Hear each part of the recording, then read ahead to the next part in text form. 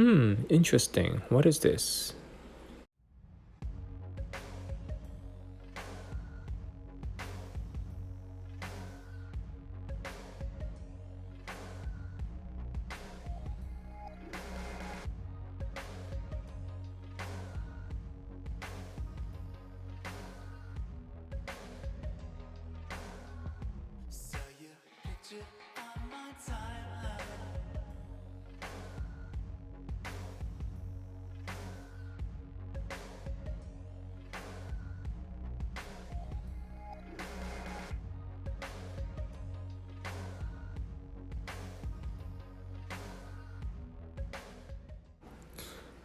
Hey guys, and welcome back to another episode of Watch2Talk. Before I get started, I would like to say that I am also working on another video, which is quite long, and which is why it has been a while since I posted a video.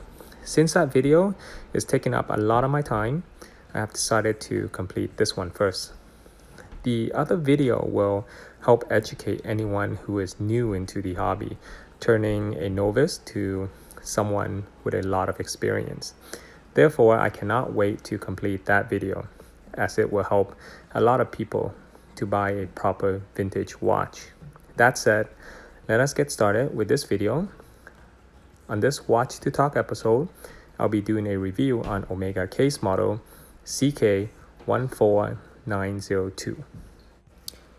Before I get started, please help by clicking on that like button under this video. Your support is much appreciated since making a 10-minute video already took up almost a day of my work, and I am doing this just for you guys and slowly building a useful online video Omega database. Throughout the 1950s and onto the early 1960s, this is the correct and most attractive vintage Constellation box. When you open up the box, you'll notice there's a suede pad covering the watch. This pad, along with the base pad where the watch sits into, are usually missing. Why is that? I have no idea.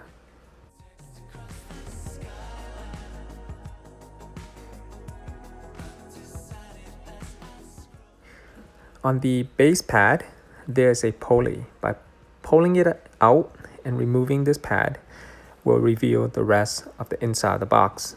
If the original paper or booklet are still available, they will be located in this part of the box. In this case, even the original strap and buckle are left in this section as well.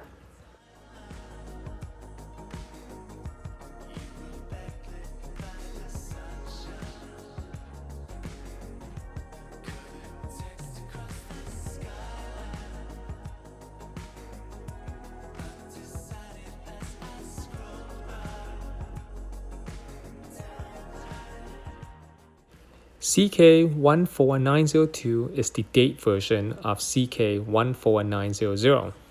This is also the first date model with the dogleg lugs design, and they were first introduced it in 1961 to the end of 1962. This is the only Constellation case model with many fake out there. The fake ones are usually quite easy to spot if you know your stuff. There are 5 things to look for, whether the piece is fake or not. Number 1, the watch looks new old stock. Number 2, the word Constellation, the I is missing the dot. Number 3, the date has a big gap between the date window from the date disc. And number 4, the movement is usually a caliber 562, which is not a Constellation movement.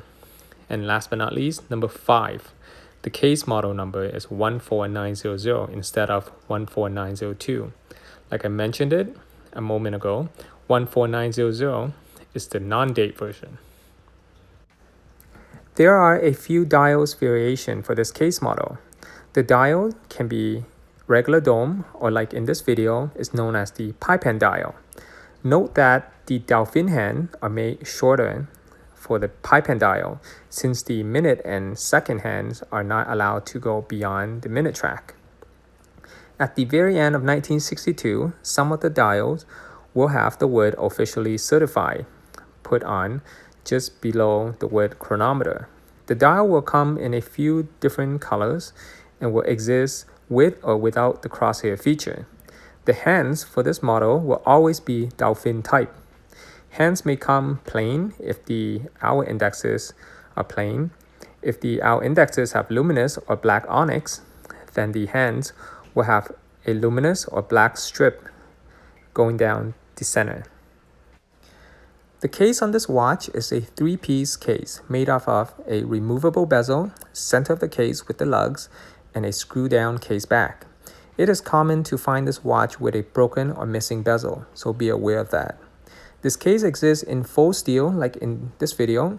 They also exist in two-tone version and also in solid 14K or 18K gold. The case has a dimension of 34 mm across in diameter, excluding the crown, by 43.3 mm from lug tip to lug tip.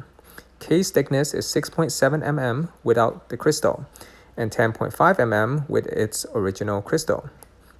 The correct crown on this watch is always the Paipan 10-sided crown. Note that the crown thickness is not the same as those from the 1950s. The crown diameter on this model is 4.8 mm by 2.3 mm thick. If you need to replace the strap on this watch, the lug width is 18 mm. This model initially came with the leather strap or bead of rice bracelet. When the screw case back is open, you'll find the case model number is located inside of the case back. The center of the case takes a rubber O-ring gasket of 0.9 mm thick. The automatic movement for this Constellation model is always a caliber 561 with 24 jewels.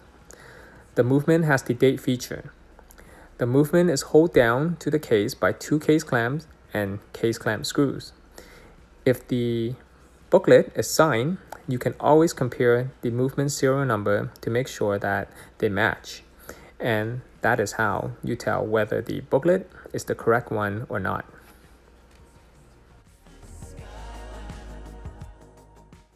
Alright, since this movement does not have a quick set date function, I will teach you guys a safe method to promptly change the date without damaging the movement.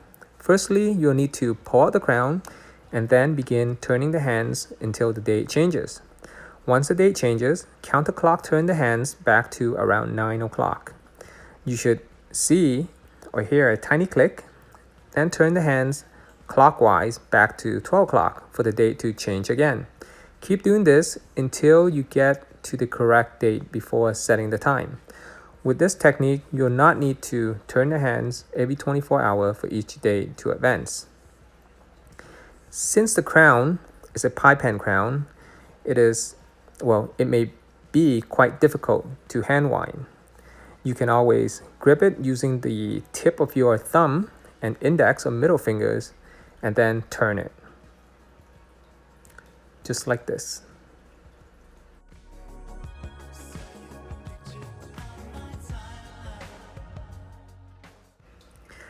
I do apologize for this part of the video since I filmed on the wrong angle. Unfortunately, I am unable to film it again since this constellation is no longer with me.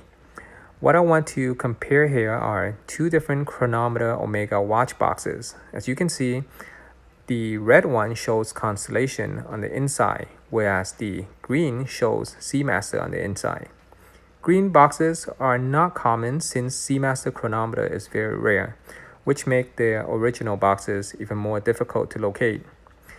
As you can see, the pads are missing on this green box.